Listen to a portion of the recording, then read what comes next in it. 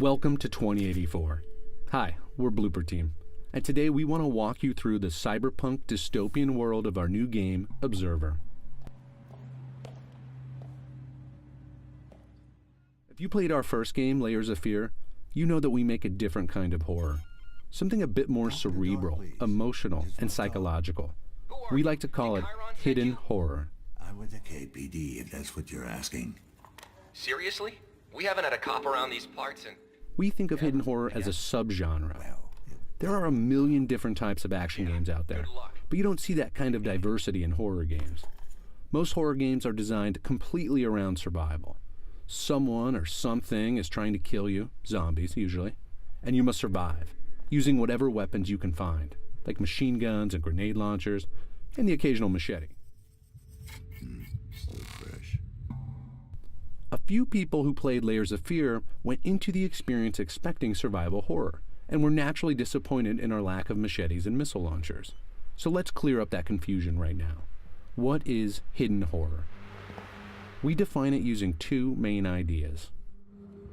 The first is the subject. What is this game about? The axis on which the whole story and gameplay revolves.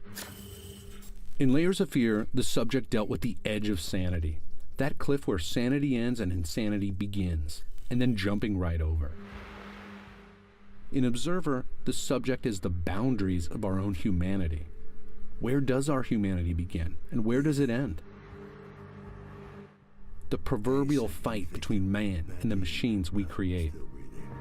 The deepening reliance on technology in our everyday lives.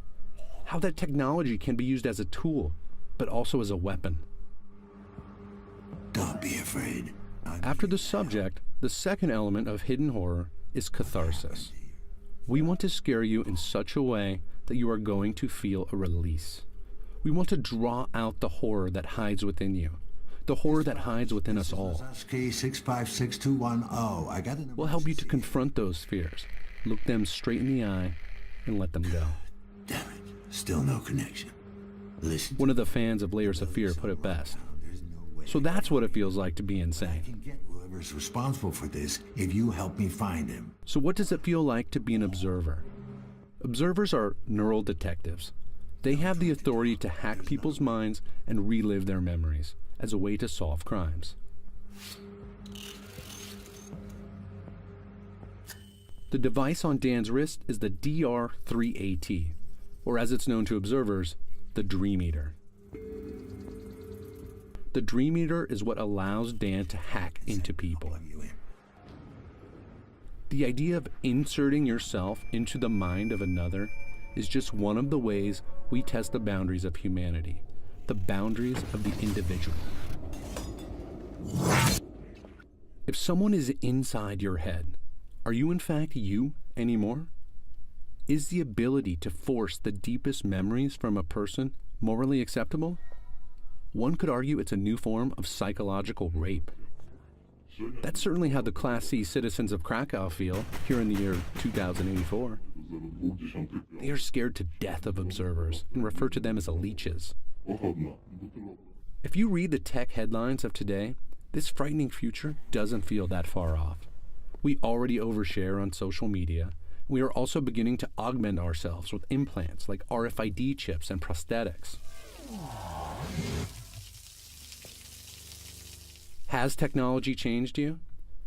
Are you being influenced without being aware of it? These are the type of questions we want you to ask yourself as you play Observer. One of the reasons people enjoy horror, enjoy nightmarish monsters scaring the daylights out of us in movie theaters around the world, is that it relieves tension. That's what catharsis is, emotional release. But in games, you make the choices. You decide what happens. That's much more powerful than simply watching a movie on a screen. You experience and interact with the horror yourself. Because of this, you are constantly asking yourself as you play, why am I afraid? Why does this feel wrong? What am I really afraid of? In this dystopian future, if you really stop and think about these questions, you'll experience what we like to call Catharsis 2.0. This is a release from fears you didn't even know you had. That's some next level catharsis right there. Is it morally acceptable to hack a person's mind? Even if the person gives their consent, the observer will have complete access to that person's entire memory. They can find, take, and use whatever they want.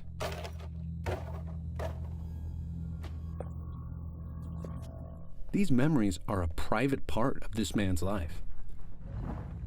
Detective Lazarski is just plowing right through it. Dan is driven to go as deep as he possibly can to find the truth. In this man's mind, we will learn that he's an ex-con, a recovering drug addict. So we will see the bars of his mental prison he has created for himself, the chains of addiction that hold him back. Some people may rush through this and not notice. But those of us who stop and think about what we are seeing will experience something quite a bit more nuanced and layered. Everything is a symbol. Everything has meaning. The question is, what does it mean to you? At its heart, Observer is a mystery, and you will no doubt have a lot of questions building up as you play. These are your questions. If you stop and think about them, you may find your own answers, and maybe even a bit of release. That's the kind of horror we want to make at Blooper Team. That's hidden horror. Thanks for watching. We'll have a lot more Observer to share with you soon, and we can't wait for you to play Observer for yourself when it releases later this year. Until then, ask yourself, what would you do if your fears were hacked?